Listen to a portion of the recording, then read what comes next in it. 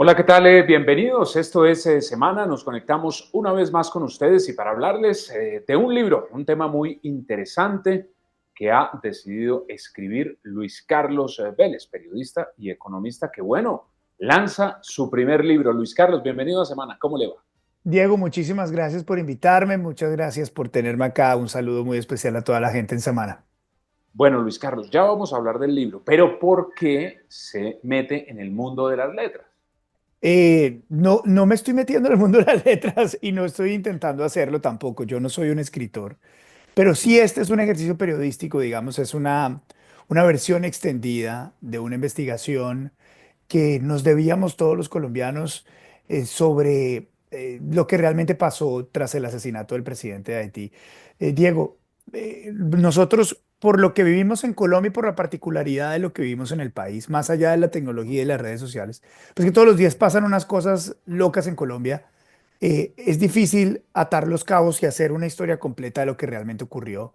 Y el caso de los colombianos en Haití y sobre todo por las familias merecía pegar ese rompecabezas y termina siendo esta una investigación extensa durante 3 años frente a lo que realmente ocurrió en Haití. Bueno, pero Luis Carlos, lo cierto es que quien escribe su primer libro seguramente hará un segundo, un tercero, ahí sí se va metiendo en el mundo de las letras. Sí, bueno, vamos a ver, vamos a ver. Tengo un par de ideas y he estado trabajando también en una segunda entrega de otro tema completamente diferente. Pero digamos, el esfuerzo y el ejercicio mejor de estar escribiendo en semana durante estos años, antes en El Espectador, más o menos me ha ayudado a poner una palabra detrás de otra, pero de nuevo, sin ningún tipo de pretensión y sin ningún tipo de idea más allá de la intentar contar esta historia de la mejor manera posible. Bueno, 7 de julio de 2021 ocurre el asesinato del presidente de Haití y ya como usted nos dice, decide hacer esta investigación en este libro que se llama Mercenarios. Por supuesto, no les vamos a contar todos los detalles del libro, ni más faltaba, porque después no lo leen. Pero Luis Carlos, este es un tema que genera bastante polémica y que de hecho hay más dudas que certezas de lo que ha pasado. ¿Qué nos puede contar de lo que encontró? Pues tienes toda la razón, Diego. La idea acá es cerrar algunas de las dudas presentes en el libro.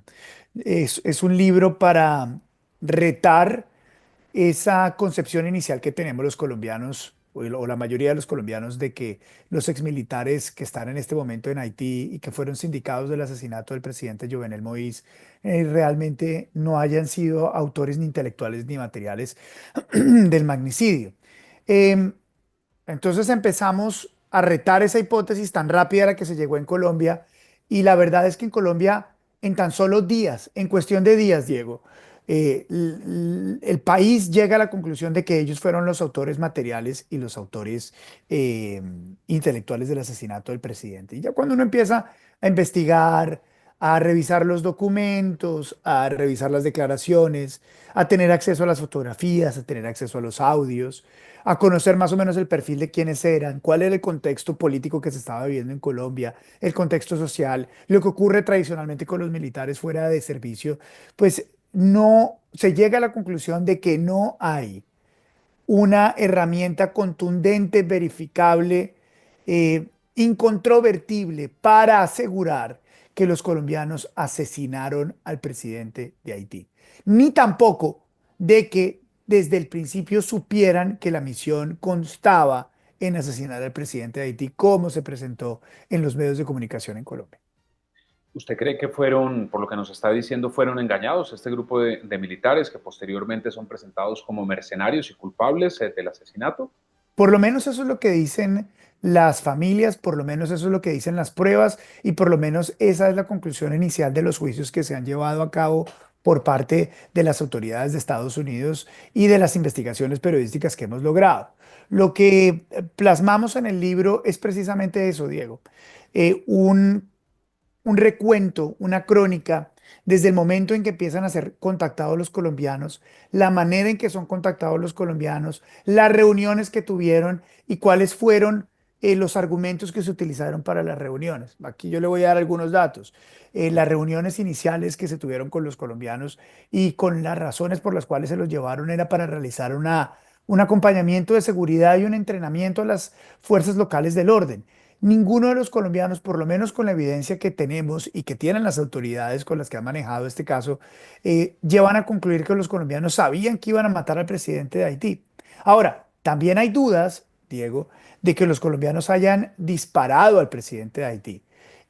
Se conoce que hay versiones incluso que cuando llegaron los colombianos el presidente de Haití estaba muerto en el lugar. Y también hay puntos, y le voy a contar uno a usted y a todos nuestros televidentes en este momento en semana, un detalle que para mí fue uno de los detalles que me ayudó a terminar o motivó a terminar de tener una idea clara hacia dónde quería que fuera el libro, y es cuando se le hace la forénsica al presidente de Haití, se encuentra que no tenía el ojo izquierdo, que tenía 12 impactos de bala y que tenía el fémur derecho roto. Ojo con la descripción. Los militares colombianos, todos los que fueron al lugar, a Haití, todos los que fueron y hicieron parte de esta misión, eran fuerzas especiales colombianas. Revisamos cada una de sus hojas de vida y muchos de ellos fueron entrenados en Estados Unidos y tenían cursos superiores en derecho de derechos humanos y todas las condiciones del conflicto que se hacen en Colombia. Un fuerza especial colombiano y un fuerza especial estadounidense, porque ellos fueron entrenados en Estados Unidos, hacen por lo menos o hacen máximo 4 disparos. 2 en el pecho, 2 en la cabeza. Pac, pac, pac, pac. ¿Por qué? Porque, sobre todo si van en una misión como la que van, donde si estaban pensando que iban a matar al presidente de Haití y que iban a ser confrontados por fuerzas del orden haitianos, no se van a gastar 12 balas en un tipo. Es imposible. No se gastan 12 balas. Es una cosa muy precisa.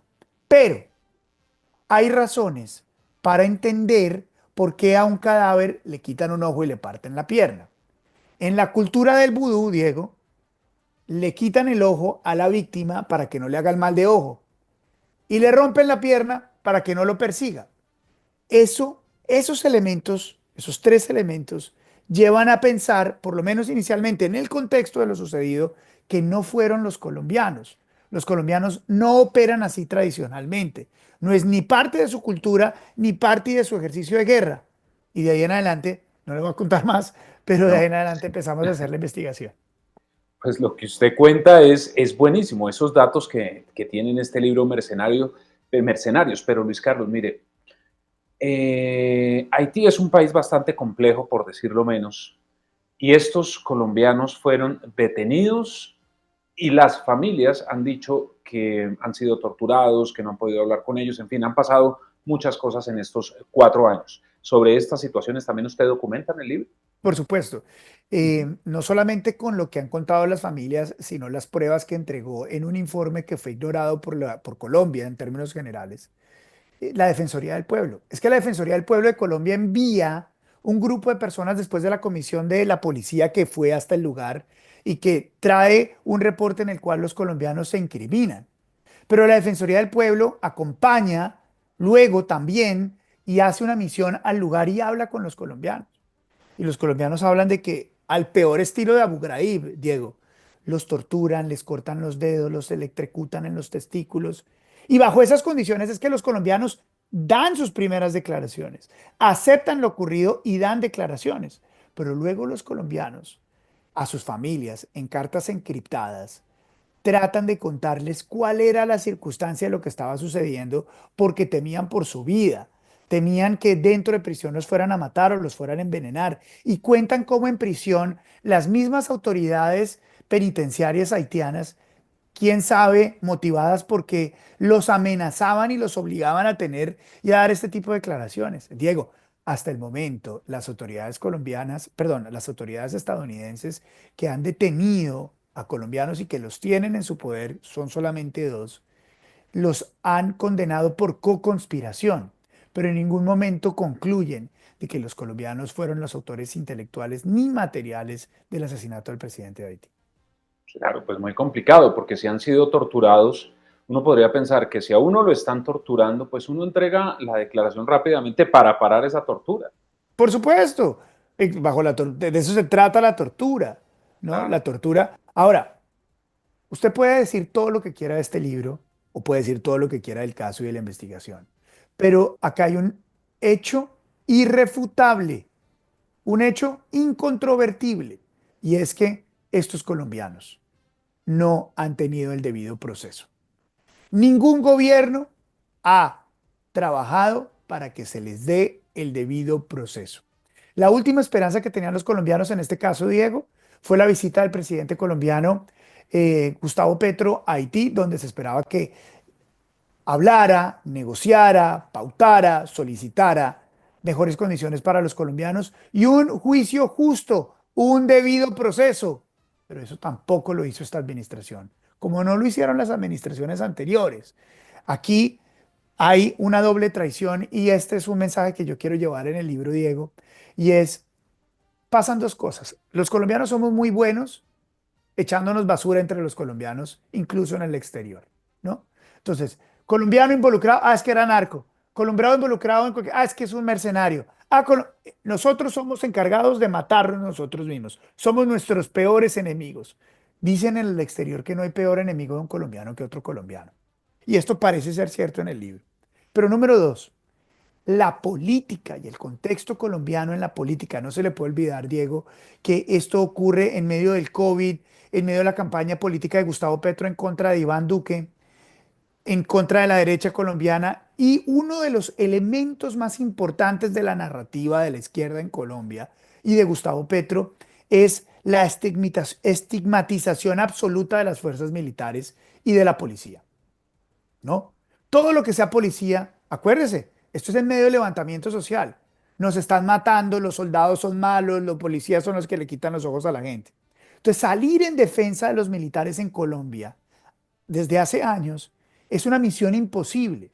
Lo más fácil dentro de la narrativa es decir que todos los militares son asesinos. Y claro, yo no soy bobo, yo he reportado sobre el tema. He visto la cantidad de investigaciones sobre actos de corrupción que hay en las fuerzas militares y también en la policía. Pero esto no significa que todos los miembros de las fuerzas militares y de la policía sean asesinos, sean corruptos y sean mercenarios. ¿Cuánto tiempo armando este rompecabezas, Luis Carlos, para poder elaborar este texto?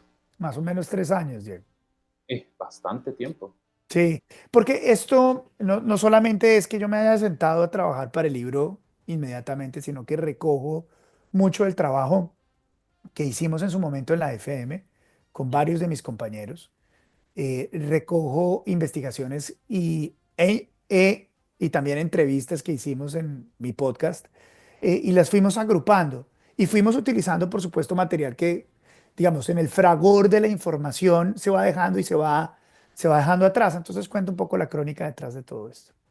Claro, este libro, sin duda, Luis Carlos, es un insumo para todo este tema, que como decíamos al principio, pues genera más dudas que certezas. ¿Qué cree que pueda pasar? Porque además usted está reabriendo este debate porque el tema, digamos, había quedado como en el olvido, pero es que usted entrega, por lo que nos cuenta, unas pruebas contundentes de lo que están viviendo estos colombianos. Por lo menos, Diego, la idea es que Colombia mire esto desde otra perspectiva, de una perspectiva un poco más pausada, es ofrecerle al lector la oportunidad de revisar este caso con más elementos de juicio, porque lo que nos estamos dando cuenta y lo que tradicionalmente es la historia que se cuenta inicialmente, difícilmente es la historia que al final y que la historia realmente comprueba. Lo estamos viendo en infinidad de cosas, incluido el caso del presidente Álvaro Uribe, que hoy está en juicio y hoy los colombianos, por primera vez después de años, estamos viendo la cantidad de elementos probatorios, estamos viendo en tiempo real lo que dicen los testigos, etcétera. Este es un caso similar, como lo fue el Watergate. Es un caso similar. Creo que el trabajo que hacemos los periodistas de reacción inmediata es supremamente importante, pero también hay que hacer un trabajo en la medida de lo posible más pausado y con el beneficio del tiempo que uno no tiene inicialmente para revisar las pruebas, analizar, escuchar, interpretar y verlo más en el mediano plazo y tal vez la conclusión es diferente a la que inicialmente teníamos. Y ya el libro está en todas las librerías. Luis Carlos, usted la semana pasada hizo el anuncio en sus redes sociales, pero ya los colombianos lo pueden conseguir en librerías, Sí, todo. y Ujú. ya me llegó en mi Buenísimo, el el primer ejemplar. ejemplar de Mercenario, lo tengo acá. Estoy muy contento, muy agradecido de la oportunidad que me dio el Grupo Planeta, pero lo más importante para mí es que esto le pueda contribuir a algo a las familias, Diego. los militares colombianos, la mayoría de los militares colombianos, los abandona el Estado y los abandonamos como colombianos cuando llegan a los 40, 42 años. Solamente unos pueden seguir avanzando a la cúspide y volverse generales, pero otros que son entrenados, que tienen posibilidades enormes de vida, difícilmente encuentran trabajo de chofer, de portero, de administrador de una finca, etcétera. Somos una sociedad que utiliza a estos muchachos y luego los abandona y ahora nuevamente los victimiza. Ojo, no hay nada más fácil que engañar a alguien con hambre. Y estos exmilitares, luego de que le dan su servicio a Colombia, quedan con hambre. Así que existe la posibilidad de que hayan sido engañados y que hayan llegado al lugar y que como ocurriera lo que ocurrió y ellos simplemente hubieran caído como gancho ciego. Pues sin duda será un gran texto y lo veremos en la Feria del Libro. Ya lo lanzó, pero la presentación podría hacerse en la Feria del Libro. Sí, señor, vamos a tener un evento en los próximos días en Bogotá. Más adelante vamos a dar los detalles, no los tengo en este momento, pero sé que es en la semana del 12-13. Vamos a hacer un evento en Ah, Bogotá y luego vamos a estar en la Feria del Libro, así que los invito a todos que por favor vean, nos acompañen en Mercenarios, en este libro, sobre todo por las familias. Esto lo estamos haciendo por las familias y por los militares en Colombia. no, es que ya el tiempo está pasando muy rápido. La Feria del Libro está a la vuelta de la esquina. Luis Carlos, no le voy a preguntar más del libro porque, por supuesto, la idea es que la gente lo compre y lo lea y vea todo lo que tiene este texto. Pero quiero hacerle una final Sí, señor. con relación al país. Quedan 16 meses de Gustavo Petro en la Casa de Nariño. Hubo unos movimientos de gabinete. Armando Benedetti llega nuevamente a ese poder en la Casa de Nariño. ¿Cómo ha visto usted todo esto que ha ocurrido en los últimos días? Diego, pues realmente le tengo que decir que no me sorprende. A mí realmente no me sorprende nada de lo que está pasando porque esto es lo mismo que vimos en la alcaldía, únicamente magnificado por el lugar presidencial. Gustavo Petro, el presidente, hizo una alcaldía carente de resultados tangibles. Fue una alcaldía caótica, fue una alcaldía salpicada por la corrupción, fue una alcaldía en medio de peleas internas, fue una alcaldía en la cual también hubo encontrones con el establecimiento, con los medios, con la gente y la división de clases. Esto es exactamente lo mismo que vimos en la alcaldía y lo estamos viendo en Colombia. Escándalo tras escándalo, pues estamos en una alcaldía magnificada. Esto no es una sorpresa. Por eso yo creo que debe haber muchas críticas también para las personas que de diferentes lugares políticos acompañaron a Gustavo Petro a que se convirtiera en presidente, porque ellos también son coautores de todo esto. No se pueden deslindar tan fácil de lo que está ocurriendo en Colombia, que realmente es un desastre. Los números son terribles en términos económicos, son terribles. La inversión en Colombia ha caído, el crecimiento económico cae, los indicadores de confianza del consumidor son enormes. En términos de violencia, tenemos 12 lugares donde hay crisis humanitarias, según nos da la Defensoría del Pueblo. El proceso de paz se cayó, no hay un proceso de paz con las FARC, no hay un proceso de paz con el ELN. Diego, yo le pregunto a los colombianos y pregunto, una sola obra tangible de este gobierno, una sola. Dígame, Luis Carlos, lo que pasa es que aquí se construyeron tantos kilómetros de vías, tantos aeropuertos, se lograron tantas cosas. No hay, no hay. De la misma manera en que ocurrió en la alcaldía de Bogotá, está ocurriendo en la presidencia y vamos a encontrarnos en unas elecciones presidenciales donde la derecha está dinamitado, donde el centro está carente de algún tipo de credibilidad frente a lo que le acabo de exponer y la izquierda con unos resultados pésimos, pero dueña del gobierno, dueña de la mayoría de los medios de comunicación, dueña de las redes sociales y con un establecimiento económico que tiende durante los años a bajarle la cabeza al gobierno y hacerle pasito para que les hagan pasito. Pues muy bien, Luis Carlos, mil gracias por haber estado con nosotros aquí en Semana y muchos éxitos con ese libro Mercenarios. Un gran abrazo. Diego, un abrazo para ti, para todos en semana. Muchas gracias.